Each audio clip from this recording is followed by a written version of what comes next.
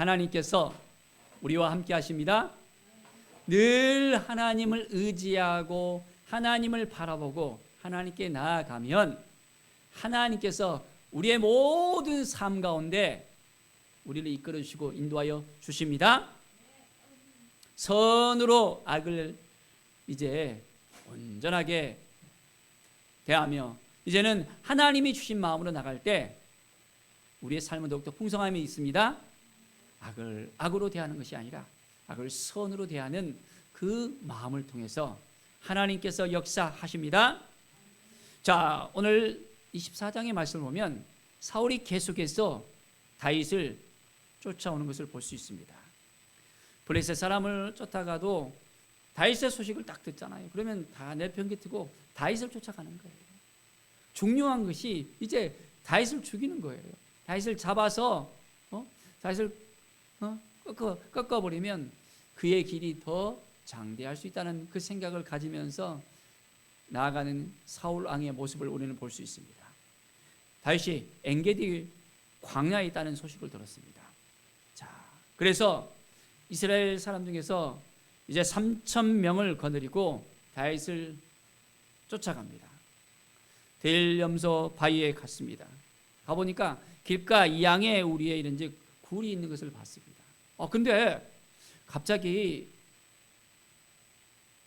사울 왕이 뒤가 매려운 거예요. 용변을 보고 싶은 그런 마음이 생긴 거예요.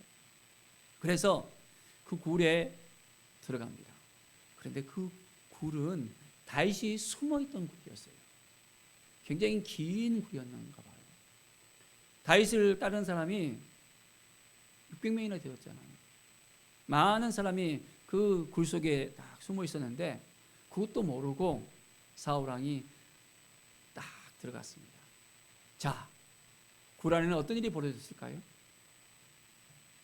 사울 왕이 들어왔다는 것을 보고 이제는 딱 다윗을 따르는 사람들이 사울 왕을 우리가 죽일 수 있겠다. 이것은 하나님이 주신 기회다라고 생각하는 거예요.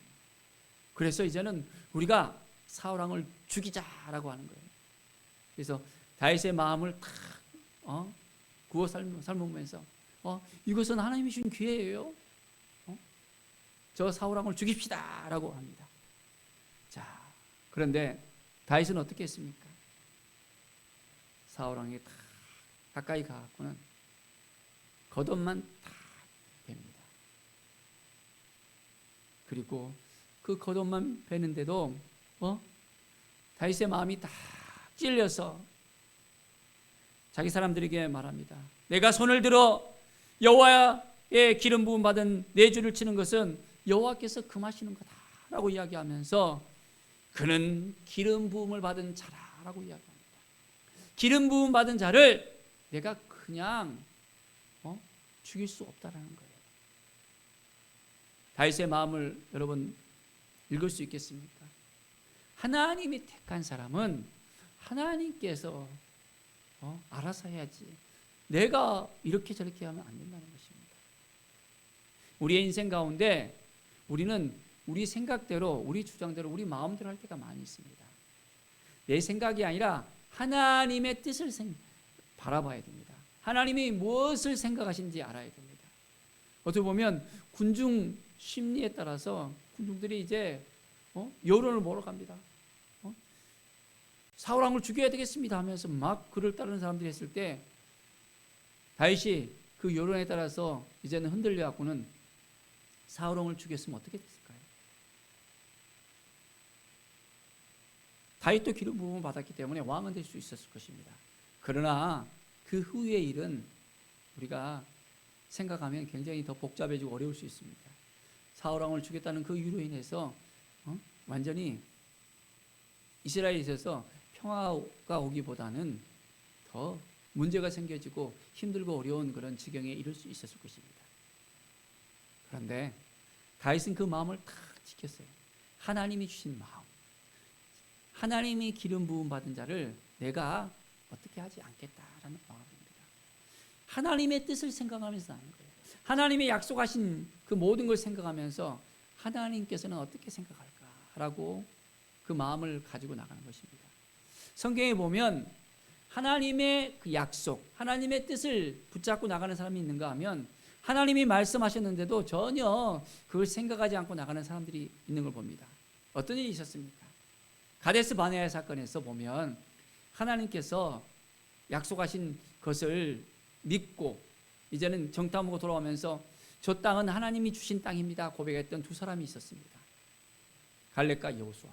그들은 장대한 이제 그 가나안 땅의 후손들을 보면서도 믿음으로 그 땅을 하나님이 주셨다는 것을 고백하면서 이스라엘 백성들에게 이야기합니다.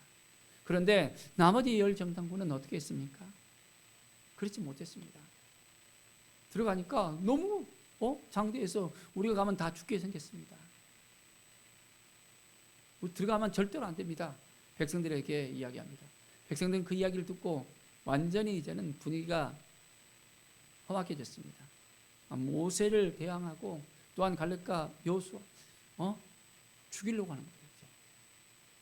하나님이 약속하신 것을 믿고 따르는 것보다는 군중들의 그 심리에 의해서 분위기가 완전하게 이제는 낙담게 되는 그런 일들이 생기게 되었습니다.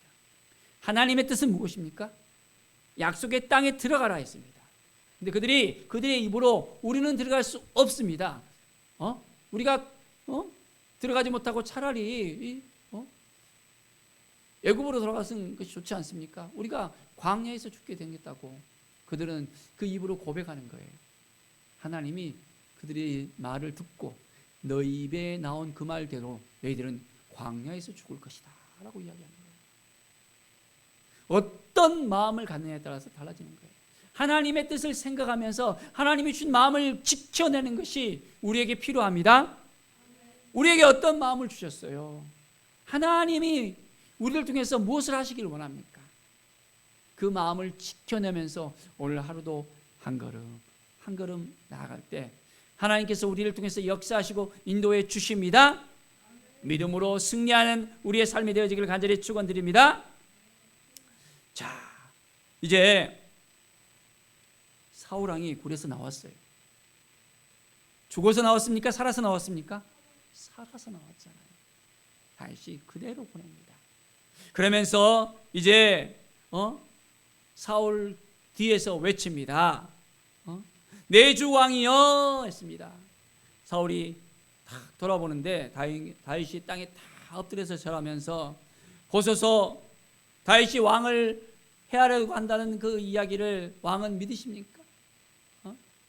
어찌하여 그 말을 믿고 나를 이렇게 잡아 죽이려고 합니까? 저는 왕을 해하려 하지 않습니다. 다윗은 사울을 그대로 살려보내면서 이제 사울의 그 악으로 갚지를 안 했습니다. 그 악을 선으로 대하면서 살려주잖아요. 사울의 마음은 완전히 녹아버립니다.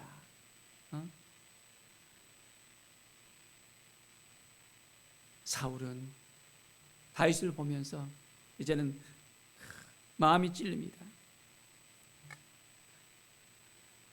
다윗은 저는 옷자락만 베고 왕을 죽이지 않았습니다.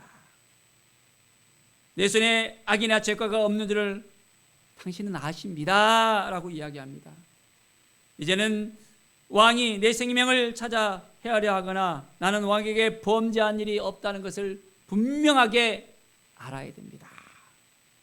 하나님께서는 나와 왕 사이를 판단하사 이제는 여호와께서 나를 위하여 왕에게 보복하시려니와 내 손으로는 왕을 이제 해하지 않겠습니다.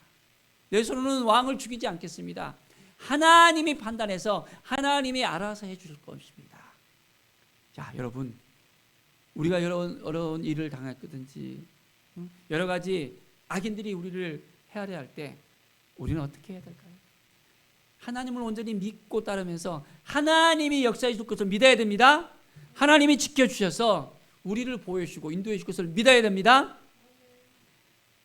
온전히 하나님께서 우리를 지켜주시고 인도하신다는 걸 우리가 분명히 알 때 그 믿음대로 되어집니다. 하나님께서 재판장이 되어주셔요. 하나님께서 우리를 도와주시고 우리를 인도해 주십니다. 다윗은 고백합니다. 나의 사정을 살펴 억울함을 이제 풀어주시고 나를 왕의 손에서 건져 주실 것입니다 라고 믿음으로 고백하는 거예요. 하나님이 어떤 분이십니까? 우리를 보호해 주시고 우리를 건져 주시는 분이십니다. 다윗은 그 믿음이 있었어요.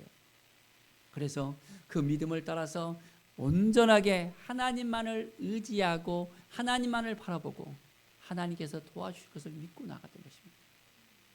인간적인 생각으로 사울 저 왕을 죽이고 나면 나는 그냥 편해질 거야, 나는 이제 안전할 거야 라고 생각하면서 사울 왕을 죽였단 말이에요.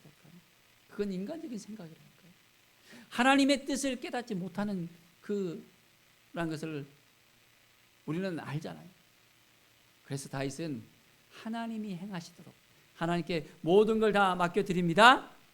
우리도 마찬가지로 하나님 앞에 나가서 하나님께 맡겨야 됩니다. 우리의 억울한 것들, 힘들고 어려운 것들, 정말 악한 사람들이 우리를 힘들고 어려운 모든 것들 하나님께 다 맡겨드리면 하나님께서 처리하십니다. 하나님이 도와주십니다. 하나님께서 우리를 붙들어 주실 것이라는 것을 분명히 우리는 깨닫게 되어집니다. 자, 이렇게 이야기하니까 사울 왕이 어떻게 했을까요? 그 마음이 완전히 이제는 녹아집니다. 내 아들을 다시 쌓으면서 이것이 진정 너의 목소리냐? 소리를 높여서 웁니다. 자기가 죽을 수도 있었는데 다윗이 자기를 죽이지 않았다는 것. 그 마음 속에 다윗을 향한 그 마음이 있었습니다. 그러면서 다윗에게 말합니다. 나는 너를 학대했는데 너는 나를 성대하구나 라고 이야기합니다. 다윗의 그 진정성을 알아봅니다. 다윗의 그 진실함을 알아봅니다. 내가 나 선대한 것을 오늘 나타냈으니 여호와께서 나를 내 손에 넘기셨으나 내가 나를 죽이지 아니했다. 이제 여호와께서 내게 선으로 갚으시기를 원한다 라고 이야기합니다. 하나님께서 너에게 복을 주실 거라는 이야기를 분명히 합니다. 사랑하는 여러분, 사울 왕은 다윗을 죽이려고 했지만은 그 모든 것을 볼 때 하나님께서 다윗을 도와준다는 것을 그는 느낄 수밖에 없었습니다. 그 상황 가운데서 다윗의 그 마음은 알았지만은 그가 하나님 앞에 딱 서서 자기의 그 죄를 고백했다면, 그리고 그걸 돌이켜서 이제는 완전히 회개하고 돌아왔다면 더 좋았을 것인데 그렇지 못했던 걸 볼 수 있습니다. 그 순간만 이제 마음이 후회하면서 돌아섰지, 또 이제 돌아가서 다시 그 마음이 어둠에 의해서 딱 붙잡혀 버리니까 또 다윗을 찾으러 다니고 다윗을 죽이려 했던 것을 볼 수 있습니다. 다윗이 한 차례만 사울의 그 목숨을 이제 그냥 구해준 것이 아니라 두 번이나 죽일 기회가 있었지만은 두 번째 모두 다 사울을 죽이지 않은 것을 우리가 알아야 됩니다. 하나님 앞에 온전히 나아가서 하나님의 마음을 우리가 알아야 됩니다. 사울 왕은 그렇지 못하고 있는 모습을 우리는 분명히 알 수 있습니다. 자, 그러면서 사울 왕이 다윗에게 이야기합니다. 나는 내가 반드시 왕이 될 것을 알고 이스라엘 나라가 네 손에 견고히 설 것을 아노니 라고 합니다. 사울 왕이 모든 걸 다 알고 있었네요. 반드시 내가 왕이 될 거라는 것을 고백하는 거예요. 자, 내가 고백하는 것이 아니라 다른 사람이 알 정도로 된다는 것은 이건 대단한 거잖아요. 다윗은 앞으로 왕이 되리라는 그 모든 것을 이미 하나님께서 다윗을 기름 부어 주셨고, 다윗이 준비가 되어지고 때가 되면 하나님께서 그를 통해서 이스라엘을 온전하게 다시 새롭게 세울 거라는 것을 분명히 우리는 깨닫게 되어집니다. 그것을 사울 왕도 알고 있었다는 거예요. 그러니까 어떻게 해요? 내게 맹세하라고. 이제는 내가 왕이 됐을 때 내 후손을 끊지 말아달라고. 내 아버지 집에서 내 이름을 멸하지 아니한다고 나에게 약속하라고, 맹세하라고 이야기합니다. 참으로 이 사울왕을 보면 참 웃음이 나올 수밖에 없습니다. 다윗을 쫓아다니면서 다윗을 죽이려 해놓고 뭡니까? 참으로 너무 안타까운 사울왕의 그 입술의 고백을 볼 수밖에 없습니다. 하나님은 분명하게 말씀하시고 계획하신 것을 이루시는 분이십니까? 아닙니까? 자, 하나님께서 다윗을 기름 부어줬잖아요. 그리고 다윗을 왕으로 삼겠다고 했잖아요. 그것을 이제는 사울의 입술을 통해서 다시 한번 확인시켜 주는 것입니다.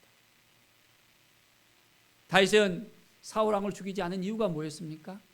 기름 부음 받은 자였기 때문에. 사울 왕이 하나님 앞에 기름 부음 받았기 때문에. 기름 부음 받았다는 것이 무엇입니까? 기름 부음 받은 자는 누가 되어졌습니까? 자, 보면 왕과 제사장, 선지자, 이 세 가지 직분 있는 사람에게만 기름을 부었어요.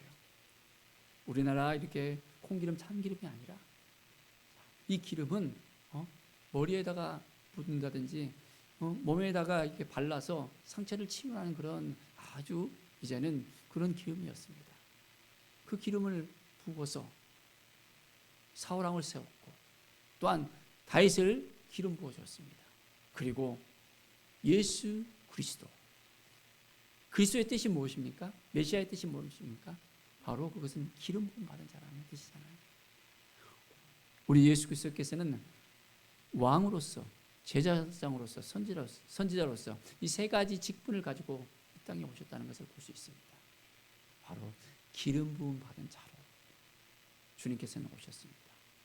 바로 사울 왕이 기름 부음 받은 자였기 때문에 다윗은 사울 왕을 죽이지 않고 그대로 놔두고 기름 부음 받은 자, 하나님께 기름 부음 받은 하나님이 그 모든 것을 행할 수 있도록 모든 걸 하나님께 맡겨드리는 삶을 살아갑니다.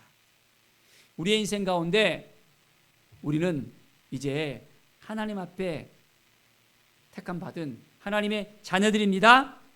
하나님의 은혜를 입고 예수 그리스도를 이제는 고백하면서 나의 주 나의 하나님으로 예수님 앞에 나와서 우리는 하나님의 자녀가 되어졌습니다. 하나님의 사랑을 받고 온전하게 세움을 받았습니다. 이제 우리는 어떤 삶을 살아야 됩니까?